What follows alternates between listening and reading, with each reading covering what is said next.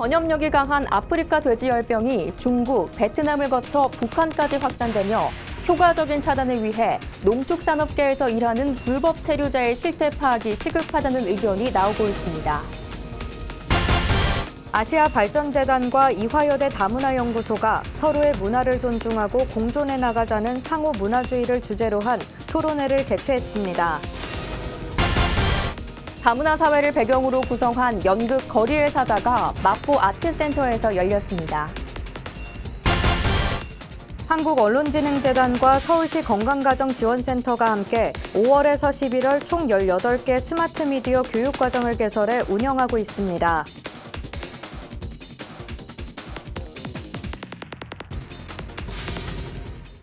시청자 여러분 안녕하십니까? 다문화 뉴스를 시작하겠습니다.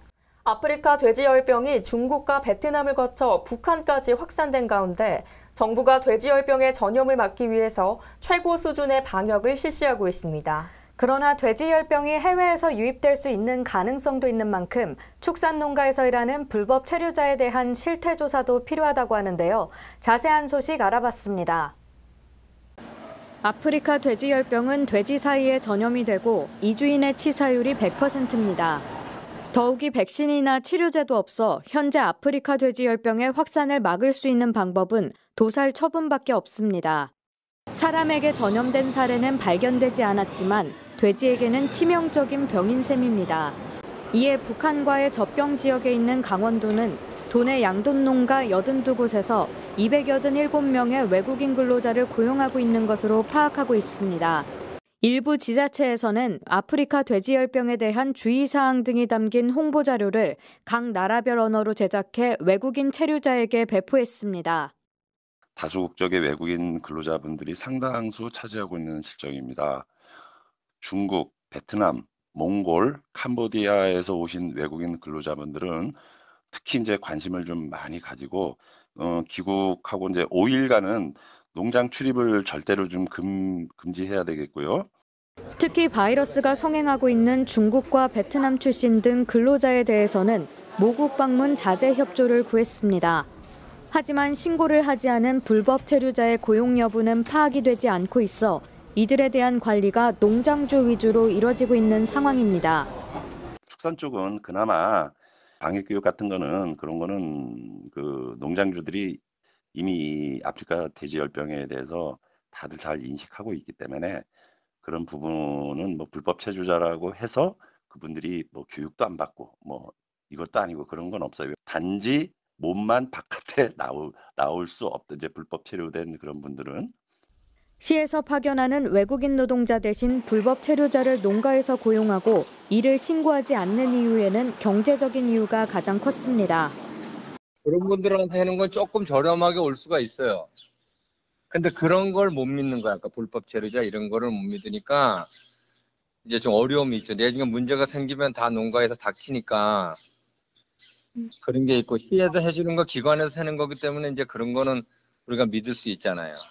근데 조건이 너무 까다로워요. 현재로선 지자체의 철저한 방역과 함께 외국인 근로자 고용 신고를 통해 축산농가 외국인 근로자가 방역 교육을 받을 수 있도록 하는 것이 중요합니다.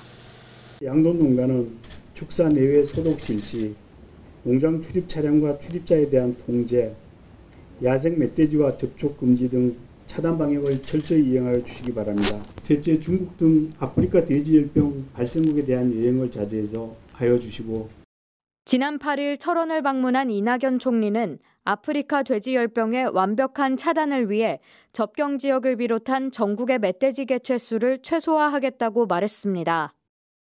철저한 방역을 위해서는 아프리카 돼지열병 발생 지역 방문을 자제하고 해외에서 불법 축산물을 들여오지 않는 등 지역 구성원 모두의 협조가 절실합니다.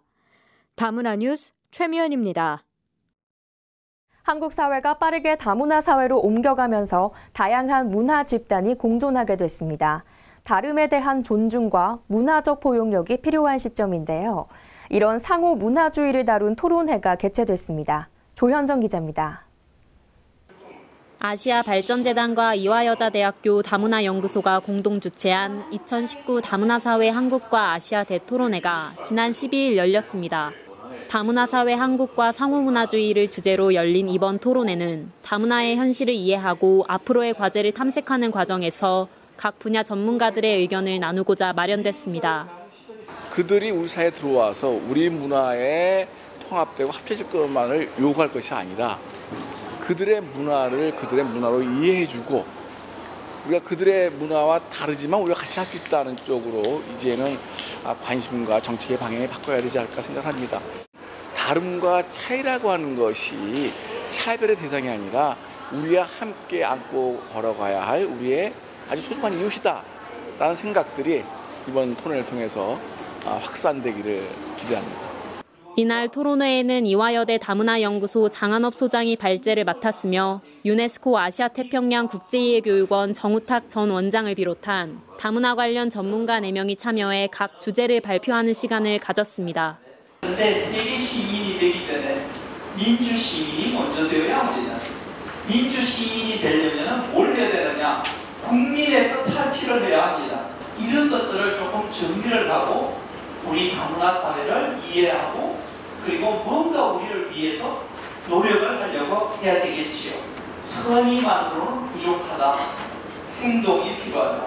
발표자들은 세계시민교육, 다문화 가정의 한국어와 이중언어 교육에 대한 연구, 찾아가는 다문화 이해 교육과 문화 다양성, 다문화 교육정책 현황과 방향에 대해 발표하며 한국이 건강한 상호문화주의로 나아가기 위한 방안을 제시했습니다.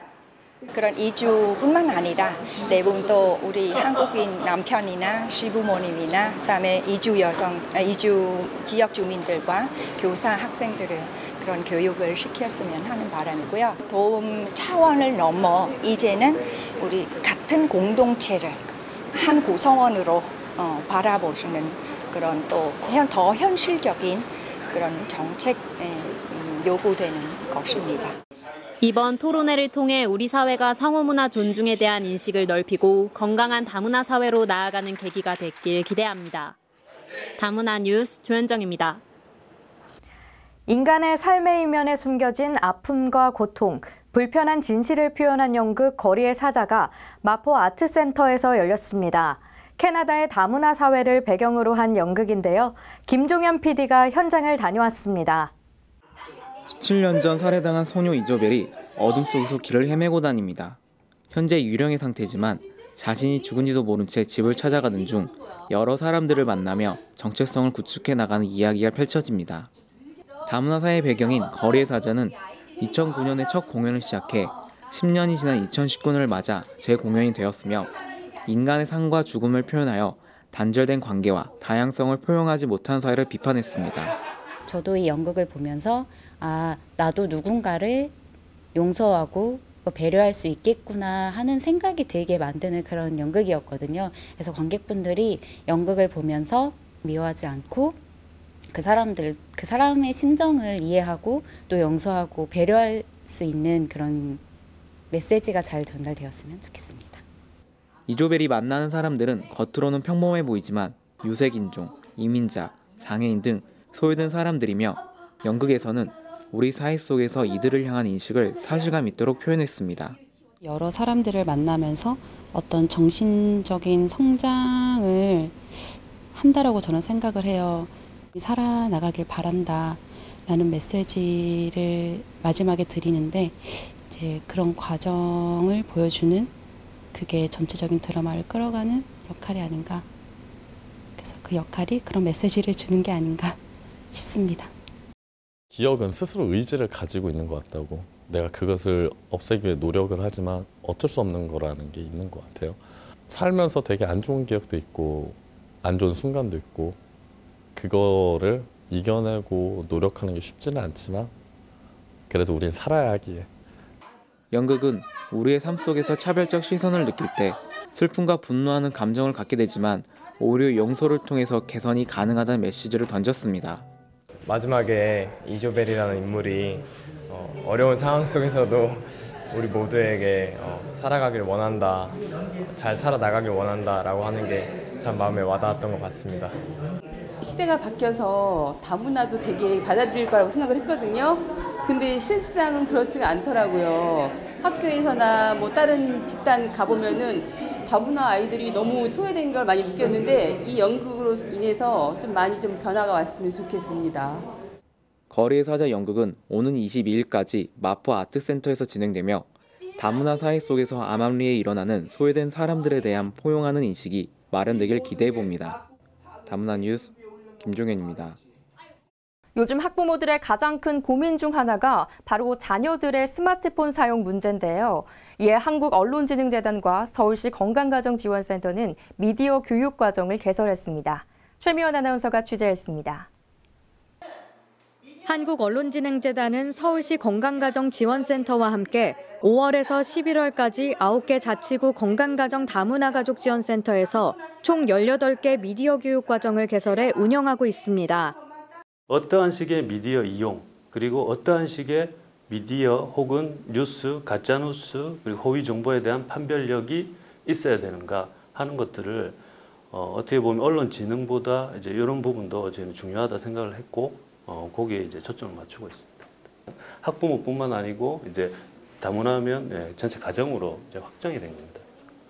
이번 교육 과정은 양육자가 알아야 할 미디어 리터러시, 가족이 함께하는 유튜브 크리에이팅 등의 과정으로 구성됐으며 참가자들은 미디어를 소통의 장애물이 아닌 소통의 창구로 이용하는 방법을 배웠습니다. 만약에 하려면은 30분이든지 그리고 그 아이들 약속 잘하고 그래서 하면은 좋을 것 같아요. 게임 조금만 하면 돼요. 책이 많이 읽어요. 네.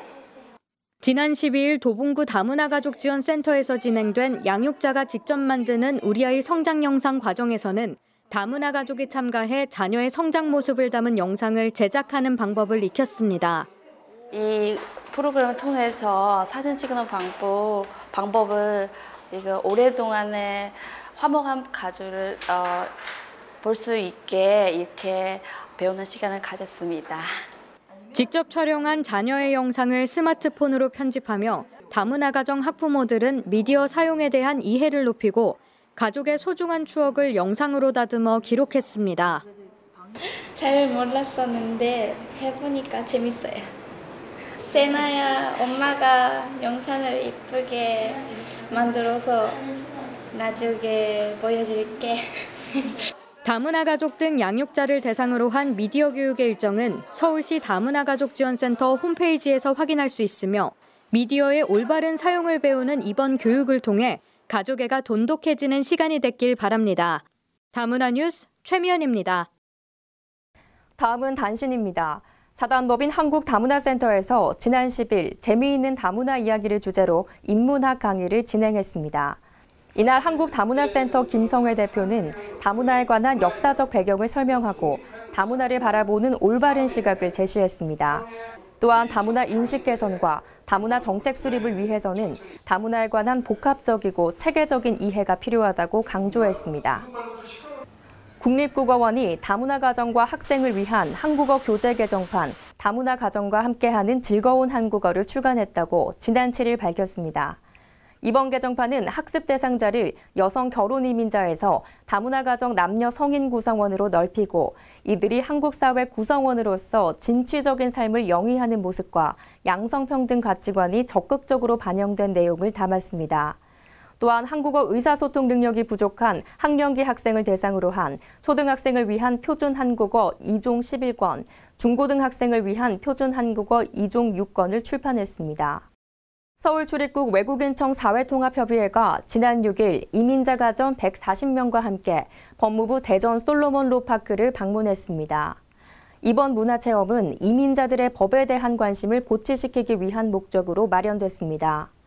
이민자들은 국회의원의 역할을 배우는 모의국회, 직접 판검사가 되어보는 모의법정 체험을 비롯해 변호사로 활동하는 강성식 사회통합위원과의 대화 시간을 통해 법조인이 되는 방법, 법조인의 자질, 법조인의 역할 등에 대해 질의하며 법조인을 이해하는 시간을 보냈습니다.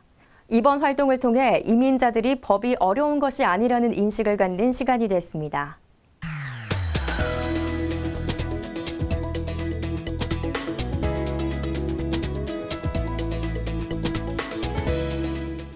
네트워크 뉴스 단신입니다. 인천시 북부 교육지원청은 지난 8일 관내 다문화 가정과 일반 가정 학생들 70여 명을 대상으로 다문화 어울림 한마당 행사를 개최했습니다. 이번 청소년 현장 체험은 문화는 달라도 우리는 하나라는 주제로 부흥중학교 학생회장 최진현 학생의 학교 속 다문화 이야기부터 난민합창단 하울림과 참가자들의 마법의 성 합창까지 다채롭게 구성됐습니다. 인천시 북부 교육지원청 김태용 국장은 이번 행사가 학생들에게 존중과 배려의 세계 민주시민으로 성장하는 기회가 됐길 바란다고 전했습니다. 시흥시가 지난 10일 시흥 스마트 허브와 건설 현장에 근무하는 외국인 근로자를 위한 통역 지원과 안전보건 교육을 실시했다고 밝혔습니다. 시흥시는 전문 외국인 안전보건 강사 양성 시스템을 구축해 총 8명의 전문 강사를 양성해 이번 교육을 진행했습니다. 교육에 참여한 근로자들은 자국어로 안전보건 교육을 받으니 교육에 더 집중이 되고 어려운 내용들도 쉽게 이해할 수 있어서 좋았다며 참여 소감을 밝혔습니다. 평택시가 지난 7일부터 9일까지 3일간 캠프 험프리스와 팽성읍 일원에서 제1회 한미 어울림 축제를 열었습니다. 이번 축제에는 8만여 명의 내외국인이 참가했습니다. 올해 처음으로 개최되는 이번 축제는 주한미군 평택시대 개막과 미 9군 창설 75년을 기념해 경기도와 평택시, 미 8군 사령부가 공동 주최했습니다.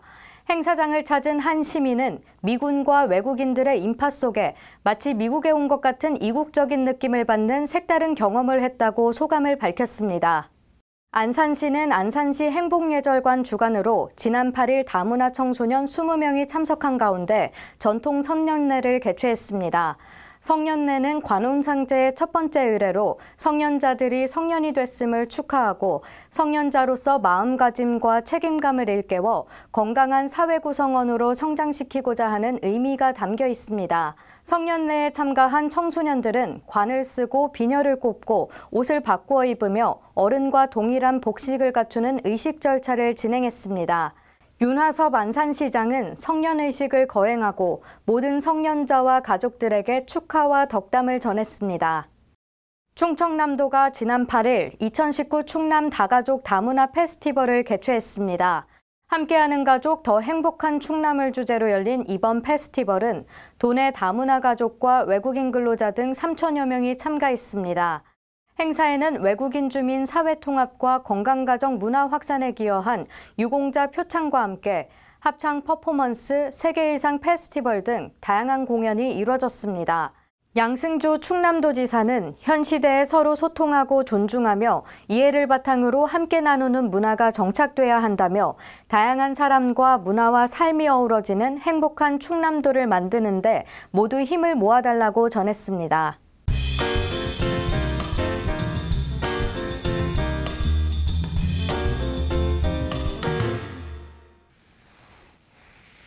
다문화TV 시청자 여러분 안녕하십니까? 명지산업대학원 정지윤 교수입니다. 한국외국인노동자지원센터는 전국에 최초로 설립된 구로지역과 가장 큰 센터가 있는 안산지역 등 포함하여 8개가 있습니다.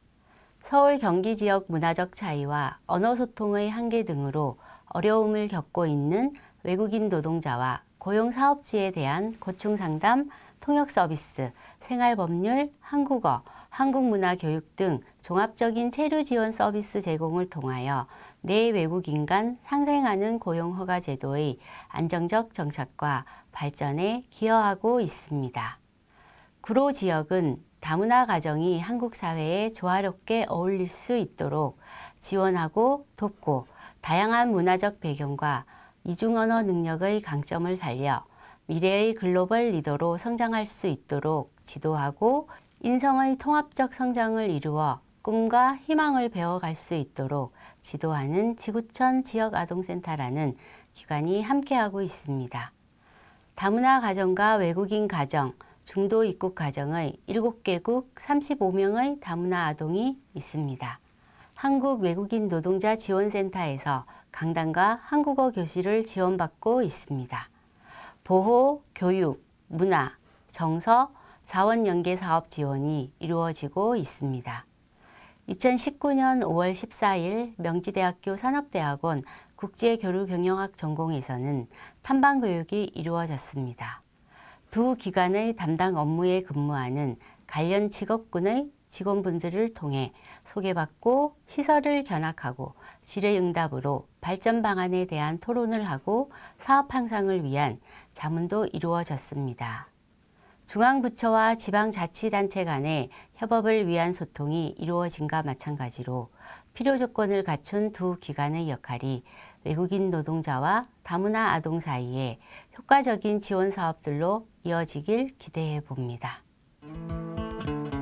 다음은 다문화 게시판 소식입니다. 서울시에서 다음 달 19일까지 올해 서울시 외국인 명예시민 선정을 위한 후보자 추천을 받습니다. 서울에서 연속 3년 이상 거주 혹은 비연속 5년 이상 거주 중인 외국인이나 시정 발전에 기여한 주요 외빈이면 후보자로 오를 수 있으며 자세한 신청 방법은 서울시 홈페이지에서 확인할 수 있습니다. 보건복지부가 2019 인구교육 창작동화 공모전을 개최합니다.